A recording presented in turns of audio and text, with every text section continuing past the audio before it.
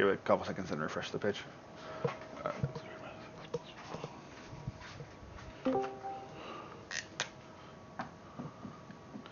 So f of x is x squared minus x plus 1 times e to the x. Alright, so in order to do maxes and mins, in this case we're doing absolute maxes and mins from -4 to 1. So the first thing is we need our critical values. So to get critical values, take your derivative. This is a product rule. Or you could distribute and do it that way. I don't really care. It's up to you. I'm just going to do a regular product rule. So derivative of the first one times the second one. So f prime of x will be 2x minus 1 times e to the x plus the derivative of the second one times the first one, which is just the exact same thing as the first one, as your original function. So we need to find a way to set this equal to 0 at that point. So 0 equals... Does anybody have any suggestions on how to set our derivative equal to 0? Or how to solve, I should say. That's where I stopped knowing what to do. Okay. Do we have any suggestions from anybody? Factor out an e to the x. That would be a great idea. Factor out an e to the x. So you get e to the x, 2x minus 1 plus x squared minus x plus 1. Obviously, you need to simplify the inside. We get x squared plus x. Okay, so I've simplified my inside. Any suggestions on what to do now?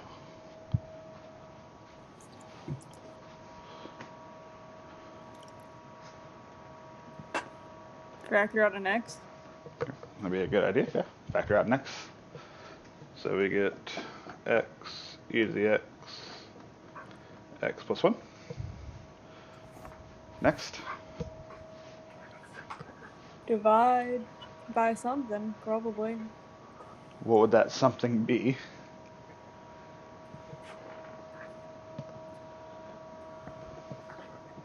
E to the x. Probably not. I don't know. Okay, what is the issue with dividing by e to the x? Somebody, anybody? Because there's an x, so it could be 0 and then blah, blah, blah, blah. Hey, there you go. You're good. Got it. Got it. But wait, if you divide by e to the x and it's x is 0, that's still 1. But we don't care about x being 0. We care about e to the x possibly being 0. So we don't ever want to divide by a variable unless you know for sure 100% that answer is never 0. Plus, it's not a good idea anyway. So that would not be the route I would choose for this. Somebody besides Deborah. X equals 0. Oh, sorry. You're fine. Go ahead. You already started. Just pull all of them out and set them equal to 0. Since you have something equal to 0 and you're multiplying, you do x equals 0, e to the x equals 0, and x plus 1 equals 0. So obviously the first one's solved for you. If x is 0, the whole thing's 0. The last one real easy. X equals -1. No big deal. So that's 2 of our two of our answers. I don't even know what we're looking for here. Absolute. Oh, we're looking for absolute max. What about e to the x equals 0? What do I know about e to the x equals 0? How am I going to solve that?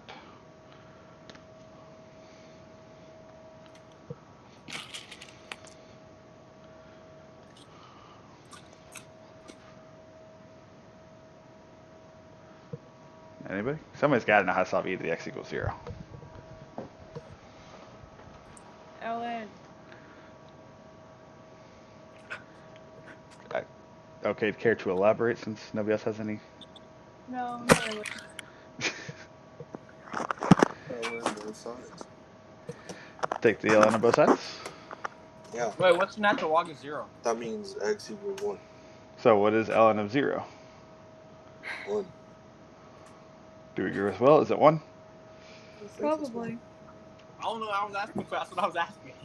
If x equals 1, what is e to the 1? There you go. That would make no sense for that solution. So if you try to take the ln of both sides, which is something I would suggest, then you get ln of 0. What is ln of 0? 1. Is it 1? I don't know. No. ln of 0 is undefined. Okay, I was gonna say I don't think there's an E can't be anything that equals like 0. Yes, the easier way of thinking of this problem is, can I raise e, a positive number, to a power and get an answer of 0? And the answer we should all realize is no. Remember, your graph of an exponential function, a basic one like e to the x, would have a horizontal asymptote and then shoot up like this. So your graph here will never reach 0, no matter what you do to a basic exponential function. You can modify it and do all kinds of things, but a basic exponential function cannot ever equal 0, so your middle one doesn't have any answers for us. So our critical values are 0 and -1. Okay, so what we do at that point, we don't need this line anymore, is we now go back to our function, don't need any of that, and plug in 0, -1, -4, and 1. So we do all of our values. So I just do them in order because that's how I always do them. F of -1, f of 0, and f of 1. Is this calculator or non-calculator? I'm pretty sure it's going to be non-calculator. Yeah, it's non-calculator. Okay, so just plug them in. So for -4, you get 16 minus 4 plus 1 times e to the -4, which is 13, over e to the 4th, which is e to the 4th, about 81, so it's about 1/9 approximately. F of -1, you get 1 plus 1 plus 1, e to the -1, which is 3 over e, which is about 1.3-ish, somewhere in that area. 0 is just 1. That's a pretty easy one, so it's 1 times e to the 0. And then 1 would be 1e, which is 2.7. And we're looking for a max or a min. We are looking for the absolute max, which is e, so 2.7. Oh, wow, they gave you the nice numbers that are simplified. That's nice of them.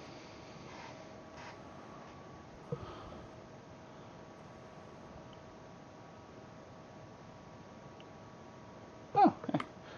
I made a mistake. Somebody find my mistake. Go. You get a bonus point.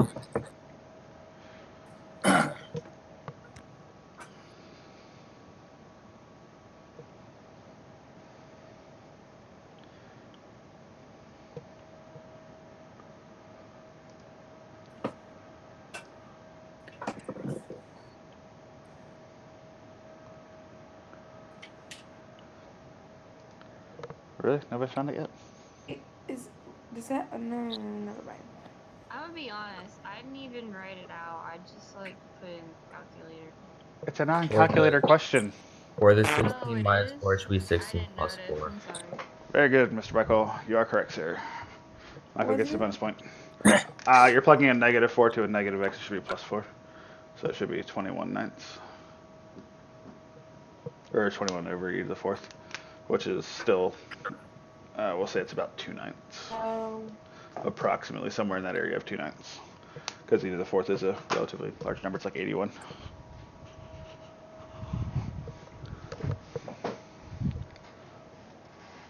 Okay. But any questions on anything I did elsewhere? Because everything else was good.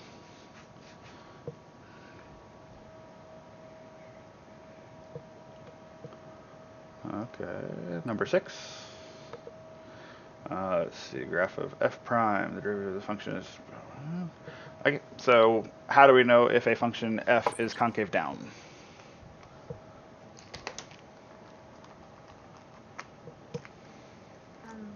Is it decreasing? No. You use the second I mean, your derivative. second derivative is negative. Or wait, are you talking about looking at a graph? No, I just asked how do you know it's concave down. Oh, well, a second derivative, and they'll be negative. So very good, Miss Kayla and Miss Bridget. So second derivative is negative. Okay. Well, they gave me the first derivative, a graph of that. How do I get the second derivative from the first derivative?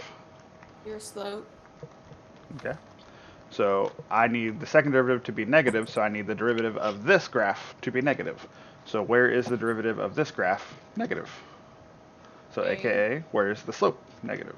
And yes, A is the correct answer. And as Wait, so Bridget is it jumped the gun actually earlier, decreasing? yes. Okay, thanks. As Bridget jumped the gun earlier, if you remember, if the first derivative is decreasing, we can tie that to the slope being negative. So those two things mean the same thing. So your first derivative is decreasing, the second derivative will be negative, aka your function is concave down. Again, as we're making notes to ourselves, these are good things to have as a quick reference. I have a question. I have an answer.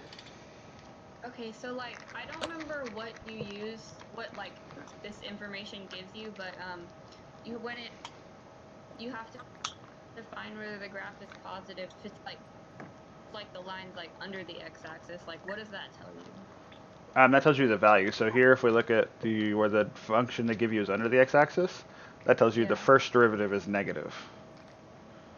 So you can tie that back to the function. If the first derivative is negative, then the function has a negative slope. So it's a decreasing function, all that kind of stuff.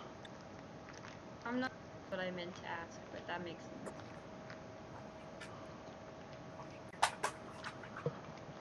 Okay, let's see. Number 7. Got a nice quartic function. Or sorry, quintic. The graph of f prime, the derivative of f is shown above. Which of the following intervals is f concave up? Okay, so same principle we just talked about, except for now we want concave up.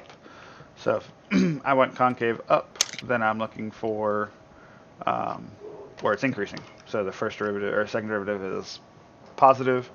That happens from, I guess, negative square root of 3 to 0, and then from, what is it, square root of 3 to infinity.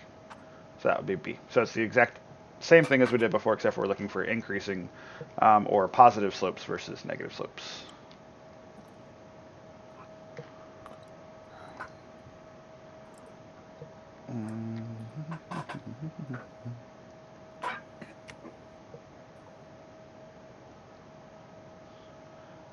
Okay, number 8. How do we determine if we cannot use the second derivative test? I don't know. Please explain. What is the second derivative test? Take another derivative of the first derivative. No, that is the second derivative, not the second derivative test. Can anybody explain what the second derivative test is? As we went over this yesterday. I don't remember which numbers you plug into it, but it'll show you which isn't it which one. It'll show you which one's a min and a max. Yes. Don't you plug the criticals from the first into the second? That is correct, Miss Bridget. Yes. You plug your critical values from the first derivative into the second derivative. And it's like And opposite. yes, we talked about this yesterday. Remember, if it's concave down versus concave up, that determines the shape of your graph. So in other words, you take your critical values and plug them into your second derivative. So basically it's saying in this question that 2 has to be a critical value. And then when I plug it into the second derivative, I cannot tell what it is. So what kind of answer must I get in the second derivative test for it to be inconclusive is the question. So what are we looking for when we plug into the second derivative? We're looking to see if the value is... Positive or negative? Okay, so what kind of answer can I get besides positive or negative? 0? 0. So your second derivative test is inconclusive. We talked about before if the second derivative is 0 as well. That's an inconclusive test. We don't know. So you'd have to end up taking your second derivatives and seeing which one you get 0 on. I believe a couple. Let's see what's the easy ones. Obviously, it's not going to be A, because when you take the derivative of sine of x, you'll get cosine of x, and cosine of 0 is not 0, so it's not going to be A. I'm skipping B because I don't want to do that derivative at this point. C can't be C because the derivative of that's just 2. Then I would take the derivative of D, and when you take the derivative of D, you get 6x minus 12, and you get 0 when you plug that in again. So we don't ever have to actually take the derivative of B. So I would save that one for last. And then if A, C, and D are all true, and you can use it, then B has to be your answer. So I would not choose to take a derivative of B unless you absolutely have to.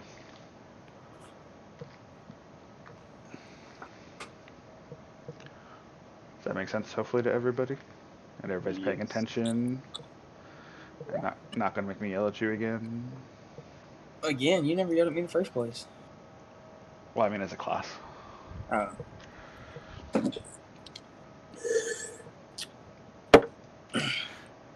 How's that unsweet tea there, Nolan? It's actually not unsweet tea. It was actually milk because I was having cereal. I had a good chance with unsweet tea, so I took it.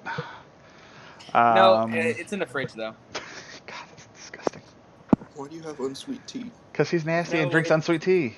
No, That's it's not gross. unsweet tea. It's just unsweet to Mr. O'Donnell's taste. Yes, but you also straight up drink unsweet tea. I have, yes. That's disgusting. I don't enjoy it. Ew. That's shameful. Tea is tea. No, tea is not tea. 'Cause I don't drink coffee, so that's the only thing I got. All right, number 9. We have the Just graph. so we're all clear, my cheer group chat is sending me math problems because they need help. Refer them to me. $60 an hour. I'm Tell amazing. them they're stupid and don't help them. They don't care that much. Okay, well, Don't help them then. tell them you're busy learning for real, like real math, not algebra Real 1. math. Yeah. I mean, she doesn't know how to do algebra, so we're fine. That was the joke Pretty in much. there. So they gave you a graph of f double prime, question number 9. They tell you it's continuous, blah blah blah blah blah, all this kind of fun stuff.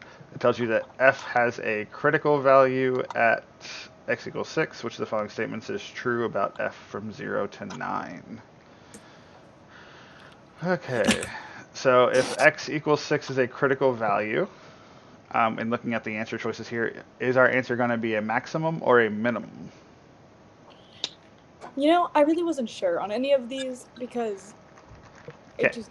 So There was- if we yeah. have the second derivative, aka we can use the second derivative test, what does that tell us about f, the function? Is it a max or a min? So we know that my second derivative at 6 is a Positive number, positive number, which means that x equals 6 is at least the minimum. a minimum of some sort. So the answer Why? choice has to be A or B. Where have you been for the past like 4 questions? Me? I woke up 10 minutes ago. Not you. Oh. We don't care about you, Thomas. I'm talking about bruh. According to that, like, okay, you clearly just woke up and was not getting what I was saying. Okay, so again, because we should be taking these notes and writing these things down, if you have a critical point and your second derivative is positive, what kind of maximum do you have, or what kind of extreme do you have, maximum or minimum? Minimum? Minimum. You have a minimum because the shape of the graph would be an upwards facing U. Nolan, I can hear myself a lot. Sorry. You're fine, buddy. So you have an upwards facing U. If you had a negative value, you'd have a downwards facing U, or an N, whatever you want to call it. So that would create a maximum. So here, since they tell us it has a critical point at 6, if I look at the graph, at 6, my second derivative is positive. So according to my second derivative test, I have a minimum. Somebody's got some sort of notification. Yeah, it's me from my Zoom psychology class. Okay. Does that make sense now, Deborah, why it's a minimum? Yeah. Okay. So these are things we I should was be writing taking down. notes, I just didn't get that part down. Okay, that's fine. This is why, if you need clarification whenever I say stuff or write stuff down, I'm not saying it for my health. So that goes for everybody, because I know a lot of you are not writing things down. So we know we have some sort of minimum. Whether it's an absolute minimum or relative minimum becomes a little bit harder to tell. Because it only has one critical point, that tells us a lot, actually. So we know that the graph is concave up pretty much the entire time, except for from like -3 to 1. So we know that the first derivative is increasing. This is a very hard thing to do. This is probably what I would consider one of the hardest questions on this multiple choice. So because the second derivative is positive from basically 1 to 9, we'll just say 1 to make it easier, that tells you the first derivative had to be increasing that entire time. And we know it's 0 at 6. So because of how that's all working out, it's actually going to be an absolute maximum, or absolute minimum, sorry, not maximum, based on the function having only one critical point. That will be our absolute. It's, like I said, it's a difficult question concept. It takes a lot of extra thought and consideration because of how it works with the increasing, decreasing nature of f and of the prime and going back to the first derivative. So you may want to write down that if you have one critical value on this, based on this, you're going to have, for a second derivative, if they're giving a graph like this, you're going to have a max, an absolute max or a min.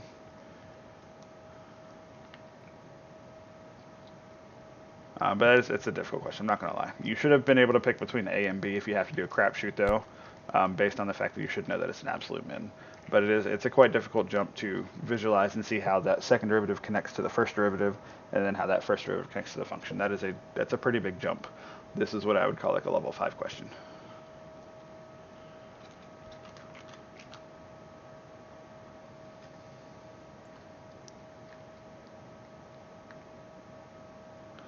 Okay. Number 10, going back to a little bit easier questions. They snuck that hard one in at number 9. The graph, blah, blah, blah, blah, which is fine intervals. Okay, so it shouldn't be too bad. That is a really messed up graph.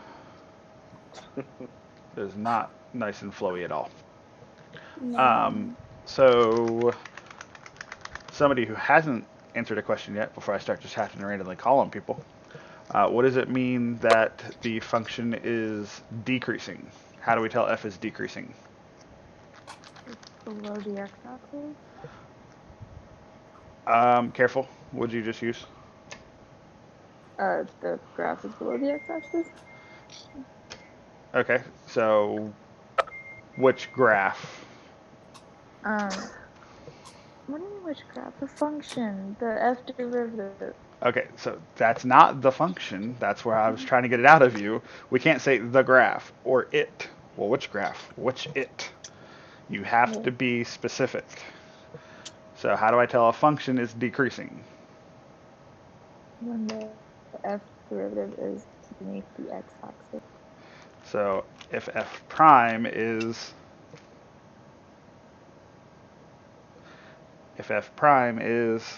Less than 0. Negative. less than 0 or negative, yes. Okay. Somebody else now. How do I tell f is concave up? F prime is increasing. Or positive.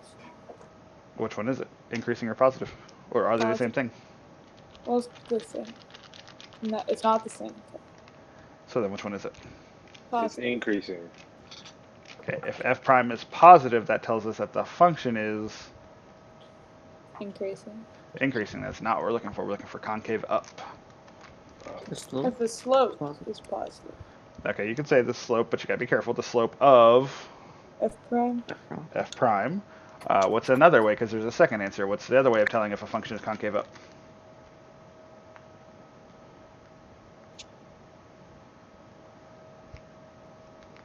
What's the basic way of doing it? The second derivative. Is Negative. concave up means the second derivative is Negative. Positive. which one, bruh?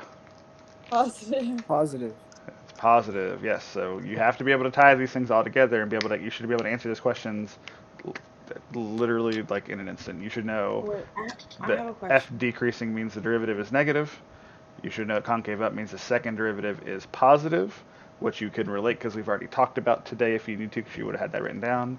That it means the first derivative is increasing, or has a positive slope. These things all mean the same thing. You have to know them quickly. Go ahead, Valeria, what's your question? I think you just answered it, but I'm not sure. Did you say that, like, if you're like reading a graph, if the first derivative, like the slope of it, is positive, or Mm-hmm. wait, If the slope is it's positive, that means the derivative is increasing, which yes. means that your second derivative would be positive, which then means that your function is concave up. Okay. That's all. You're fine. Okay, so now we just need to look for where all of those things happen.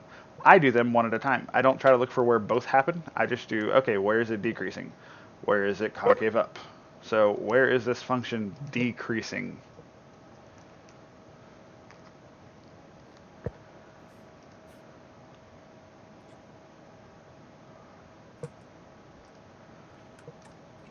Okay, again, where is the function decreasing before I start calling on people's names? And I'm looking for people who haven't talked, like, I don't know, ever.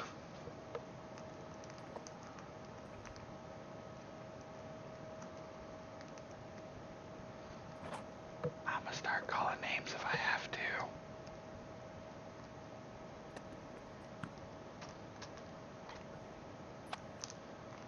Alright, I'm gonna just start going down the list. Abby, where is the function decreasing?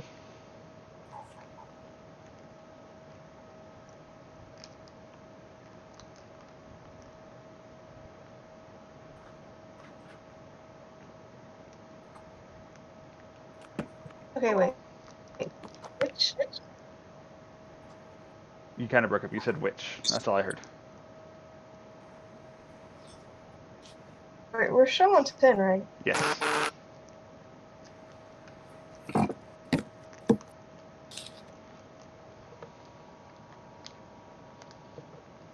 Uh,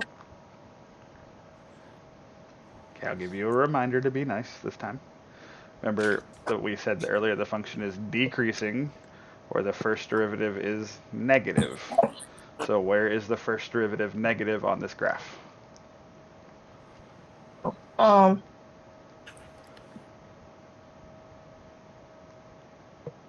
-8 to 0, and then 4 to 7. Okay, thank you, ma'am. So anywhere from -8 to 0 and 4 to 7. Those have to be in our answers. Now, that's not going to be guaranteed to be the whole answer. Most likely it's not. So they put that as A immediately to throw people off. So that's just the decreasing part. All right, so Spackles, where is it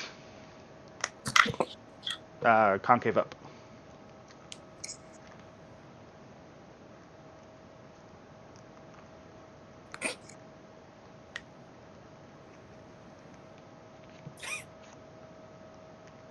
You okay over there, Where Nolan? was what number to 7 was it decreasing? 4 to 7, where it's below the x-axis, where that function is negative. So why only wait? Because that's where the first derivative is below the x-axis, so it has negative values. Like, what about the other side? Well, we said -8 to 0 and 4 to 7. Oh, I guess I just didn't hear that. I only heard the like to 7 part, and I was really confused. Yeah, no, -8 to 0 and 4 to 7. All right, so then Alyssa, where is it concave up?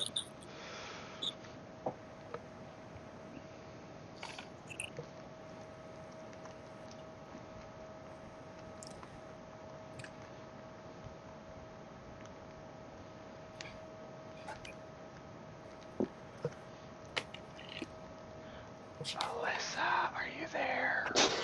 I don't think so. Okay, let's strike one on Alyssa.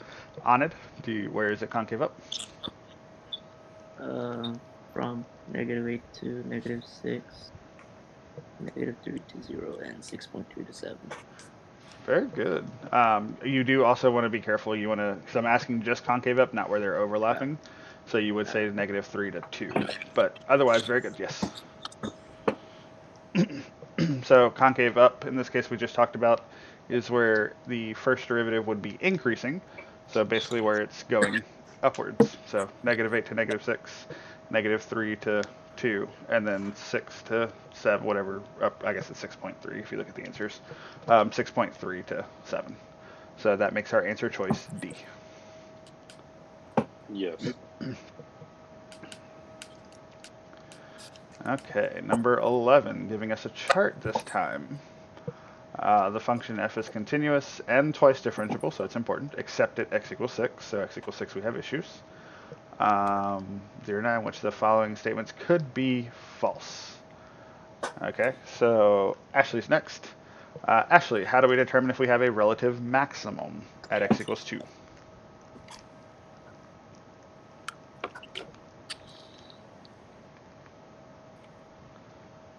Here she is.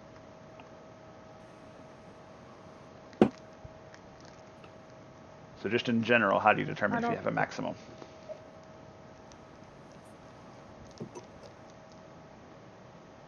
Give me one of 2 ways. I'll take just one. One of 2 ways you can tell you have a maximum.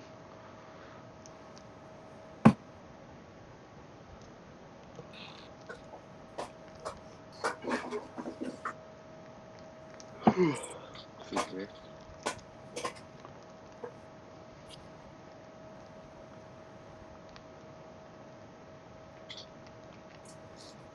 You there, Ashley? Yeah, me Yeah, I just don't know. How to find a maximum? Just looking for one of 2 ways to tell, not necessarily on this problem, just in general. How do you tell if it has a maximum? What's one of 2 ways we can do that? The slope goes from positive to negative. Okay, so we don't want to use the slope in this case because we don't, unless you want to tie that to something else in the problem. So instead of slope, what word could you use, or what could you use? Derivative. Thank you, Nolan. Oh, so I thought I was muted. So check and see if the first derivative goes from positive to negative. Does that happen at x equals 2? Looking at your chart. Very, very easy question, peoples. Does that happen at x equals 2? Does it go from positive to negative? Oh, No, it goes from unknown to negative. So do we know what the unknown is? No. No, good job. So Bridget's already answered, Deborah's answered a lot. Hallie Kate, what is the other way of telling if we have a maximum? So we did the first derivative test, check and see if the slope or the derivative goes from positive to negative. What's the other way? Do you know that?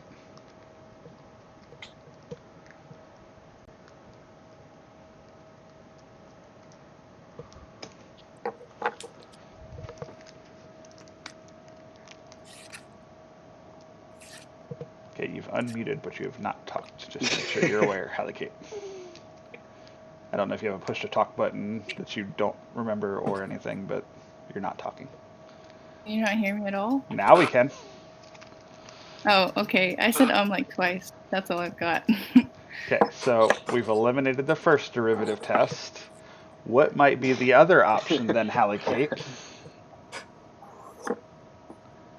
The third derivative test. Starts with an S. And it's very similar to the first derivative test. Ends with test. The second derivative test. Yay!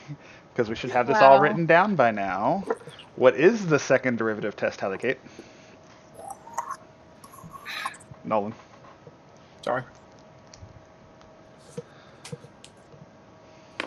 Oh. Please tell me you have this written down, Hallie Kate. Can't say that I have it in front of me. What? It's literally what this section's on, and I've been telling you people to write this stuff down. So you take critical values from your first test and then plug it into the second derivative. Thank you, Miguel. That is correct. It finds the extrema. Yes, as Miguel just pointed out, we take the critical values from our first derivative test, aka where the first derivative is 0 or undefined, plug it into our second derivative. Now in this case, if we notice, our first derivative is 0. That's a critical value. If we plug 2 into our second derivative, what kind of number do we get?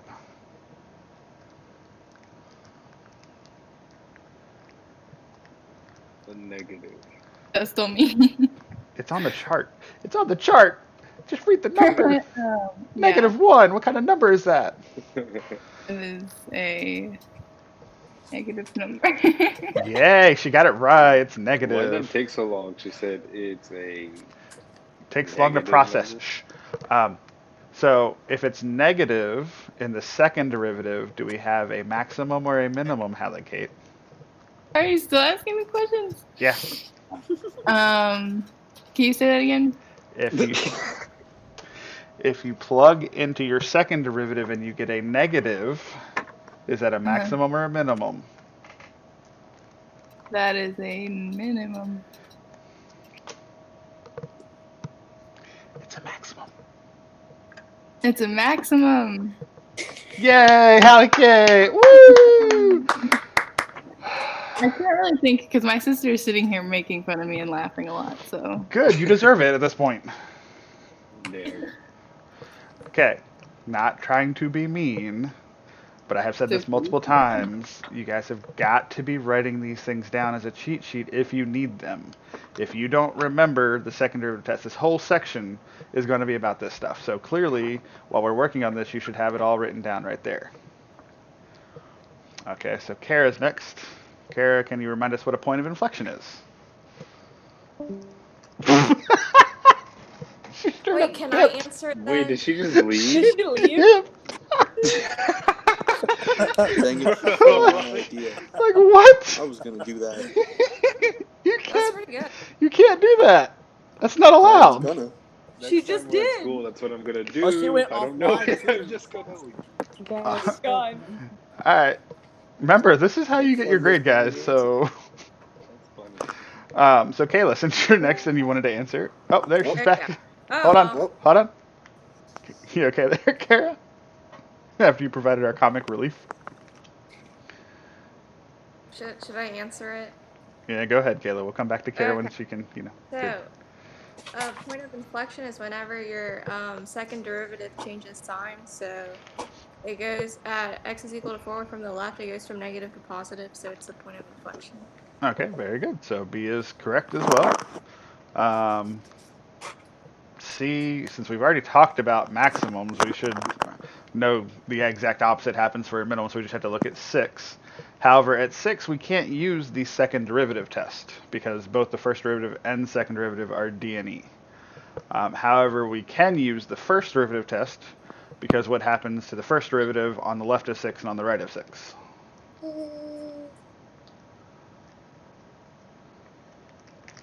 What happens to the first derivative on the left of 6 and on the right of 6? Goes from Is this a negative question to that positive. anyone can answer? Yes, anyone can answer, Nolan. Oh. Miguel just did, so. So it goes from negative to positive. And at x equals 6, we get a D and E. That's an undefined point. So remember, undefines are critical values as well. So the fact that at 6 is undefined, left of 6 is negative, right of 6 is positive, that means we do have a minimum. So since we've proven A, B, and C to be true, we just had to look at D, which we should know by now is the answer. So point of inflection we've already gone over. If we look at 8, Wait, what's a point of inflection? where the... Kayla, go ahead and remind us.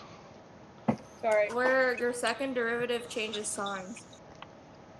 And at x equals 8, we go from negative to unknown. So we don't know what's on the right side of it, so that's why it could be false. Now, could it be true? Yes. But notice the question says which statement could be false. So unlike A, we don't have a second way of determining if that's a point of inflection or not. Where A, we could use the second derivative test to guarantee that it's a maximum. On D, there is no other option other than knowing that. Since we don't know from 8 to 9, that is unknown. So we can't say for sure. Now, it's possible it could be true, but it's also possible it could be false. So that's why it's a could be question, not a has to be question. Nolan? Owen, what are you I cutting? keep thinking I'm assuming he's sharpening his knives. I keep thinking I'm muted. I'm sorry. Are you sharpening your knife? You know, you could just put on a push to talk button. You wouldn't have to worry about muting. I'm on my phone. It's the same thing. Then log onto a computer. Give me a second. Well, I mean, we're almost done class for today, so. Exactly. So there's no point. Number 12, we have this lovely graph here. The graph of f prime, the derivative continuous, blah, blah, blah, blah. Okay, so heading back to Kara now. Kara, are you there?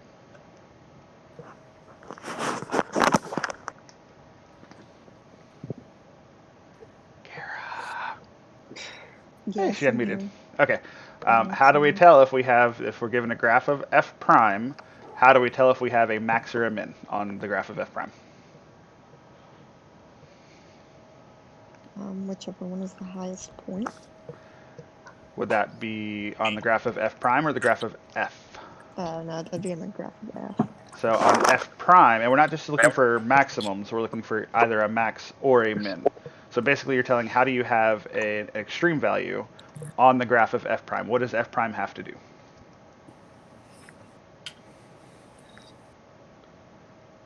Is it the changing from positive to negative or like negative to positive? Very good, yes. So follow-up question, since you got that one. How many times does this graph change from positive to negative or negative to positive?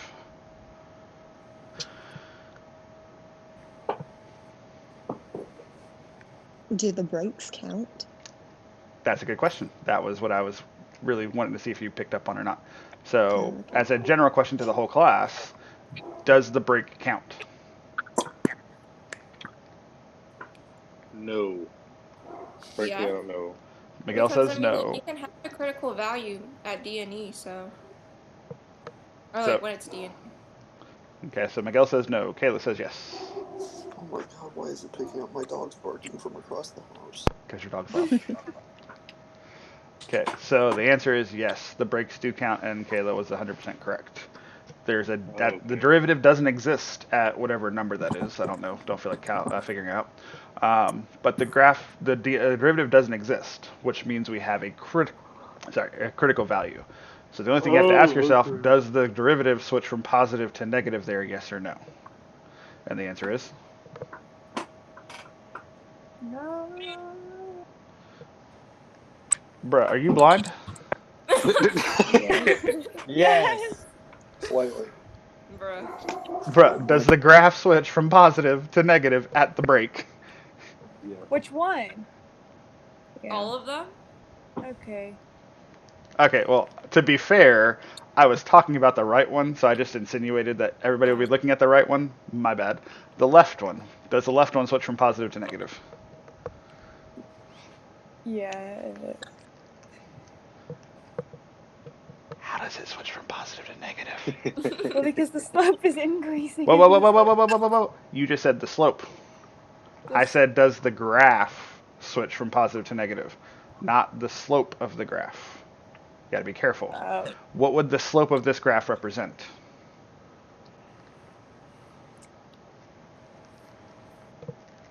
The second derivative, right? Correct, very good job, Larry. So that would be the second derivative. We're not asking about the second derivative, we're asking about the first derivative. So we're asking about the function values that you see on the graph. So at that first break, does the graph go from positive to negative? No. No. At the second graph, second break, does it go from positive to negative? Yes. Yes. So the You're second giving one. me a headache. Good, that means you're thinking. Something you don't do very often. So the second time it does go from positive to negative. So now, Kara, what is the final answer for Extrema? Bless you. Thank you.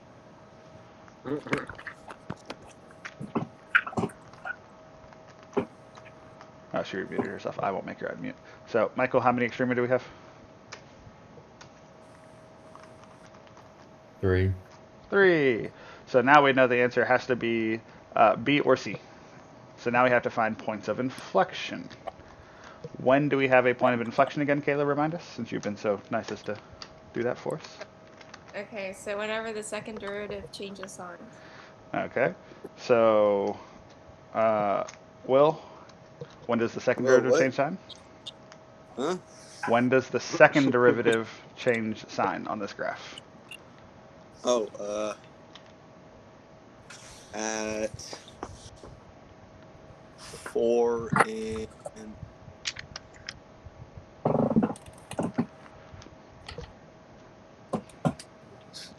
like 9 Okay. and 13. So he's got basically the curve points where they change. So he's got 4, 9-ish, whatever, and 13. Do we all agree with those? Yeah. Yeah. And maybe 1. Maybe 1? I need to know for sure 1 or not. No, don't pick one. I'm not picking 1. Okay. Well, it has to be It has to be 1 because there's 4 points. because there's 4 points of inflection. Well, you guys are looking at the right answer. I'm assuming he's not. Oh, I am looking at the right answer. Yeah, now I see it. 1 and 1. So yes. I didn't read the answer yet. At Cross 1, play. what is the slope to the left of 1? Positive. What's the slope to the right of 1? Negative. Negative. And we do have the first derivative being an undefined, so that is a critical point. So your second derivative there would also be undefined, so that is where you can have a point of inflection. So that's the tricky part, is does it change at 1 or not? Is that included? And the answer is yes. Remember, your critical points and your inflection points are either equal to 0 or undefined. So you had to remember both of those. So he did a great job of pointing out the curves there. So the 4, the 9, and the 13-ish, whatever numbers those are. Great job pointing those out. Those are definitely points of inflection. We also have to remember the 1 is also 1. So you have to be careful with that.